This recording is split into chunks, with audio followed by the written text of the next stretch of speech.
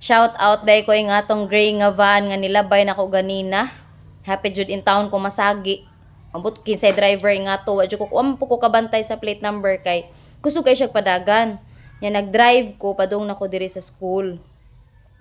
Gisiging-siging intaw na hong kaugalingon. Kay pertig yung kusugan niyang padagan niya, ing ana na lang yun murag tungas half inch na lang yun ang distansya. Malagpot in town ko. Kamu mga driver, kung gusto man mo overtake, ag kami in town mga nanggiamping nga nara in town sa kilid, tanaw pod in town ninyo.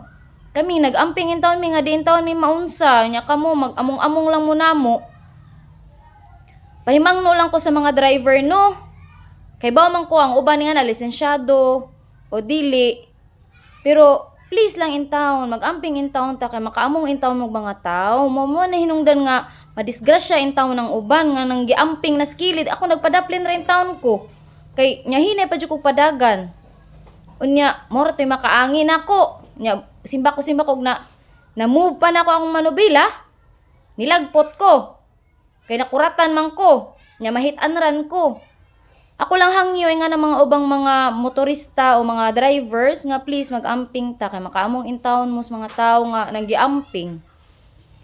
Pahimangno lang pod ni nako para ang uban pod nga mga driver mag-amping ta magmatngon ta sa kalsada and be alert kanunay.